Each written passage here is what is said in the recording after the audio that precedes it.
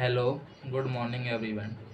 Today we will be discuss about monsoon gamble and agriculture. तो देखिए, the economy of India is majorly dependent on the agriculture as well as the livelihood of Indian farmer also largely depends on the monsoon rains. Southwest monsoon in India refers to a 4 month long affair starting from month of June to September. Above 75% of Indian annual rainfall generally occurs during this period only, means southwest monsoon. The fate of the kharif crops is highly dependent on the performance of southwest monsoon. Big monsoon rains generally result in crop failure only, which again affect the Indian economy in a negative way because of lower production. Afterward, the same translates into price rise, uh, low industrial output, and several other issues, etc. In case if the poor monsoon also results in low crop production, the country might even need to import. The importance of monsoon season in India, as the Indian agriculture river system, water stock, flora and fauna indicate that all the depends on the monsoon season in India.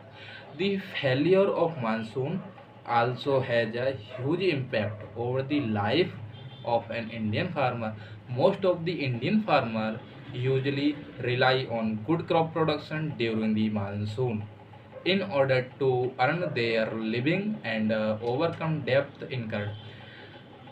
The crop failure is the very major reason for mass farmer suicide that occur all over the country. अब हम हिंदी में थोड़ा मोटा मोटा बता देते हैं। हम मानसून की बात करते हैं तो मानसून क्या होता है? जो सीजनल रिवर्सेबल विंड है उसी को हम मानसून बोलते हैं। ठीक, तो साउथ वेस्ट मानसून, इसका नाम जैसे कि नाम से क्लियर हो रहा है कि साउथ वेस्ट मानसून, यानी ये इंडिया में साउथ से एंटर करता है और फिर वेस्ट की तरफ पाकिस्तान की तरफ चला जाता है, मतलब अदर कंट्री में चला जाता है। तो साउथ वेस्ट मानसून हमने बताया कि जून से सितंबर, ठीक, इसका पीरियड रहता है।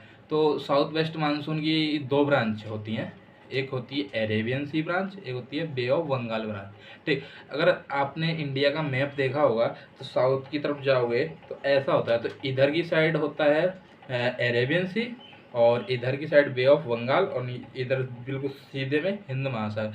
तो हम हिंद महासागर की नहीं बात कर रहे, अरेबियन सी और बे ऑफ बंगाल की। ठीक, तो अरेबियन सी से ही साउथ वेस्ट मानसून में सबसे ज़्यादा अरेबियन सी से होती है रेनफॉल, फिर देन बे ऑफ बंगाल। ठीक, तो अरेबियन सी से क्या जैसे ही अरेबियन सी से मतलब मानसून इंडिया में एंटर करता है तो फर्स्ट स्टेट पड़ता है केरला।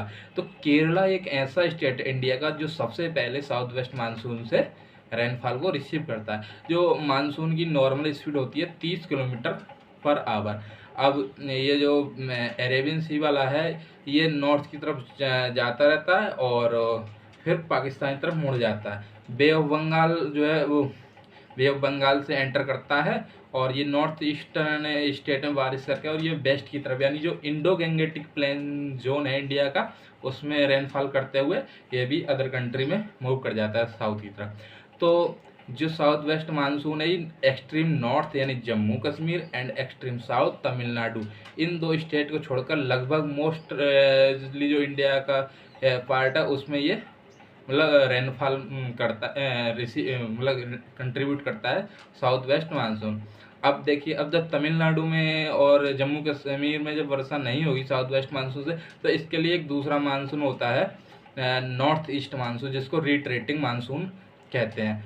तो आज के लिए इतना ही। और देखिए अब हाँ, एक बात तो रही, अब इसको गैम्बल क्यों बोलते हैं मानसून को, ये तो मानसून बता दिया। मानसून को गैम्बल इसलिए बोलते हैं क्योंकि जो खरीफ क्रॉप है जिसमें से हम राइस बोते हैं और भी क्रॉप बोते हैं, तो जो मेनली डिपेंडेंट होती हैं मानसून पे। अब ऐसे ना कह देना कि सर हमारे तो इरिगेशन होती है, तो इरिगेशन फैसिलिटीज हम बता दें आपको पूरे इंडिया में अवेलेबल नहीं है, मतलब 2-3 स्टेट को छोड़ देते जैसे यूपी पंजाब हरियाणा। ठीक, तो वहाँ पे क्या होता है, रेनफॉल पे डिपेंडेंट होती है सारी की सारी खेती।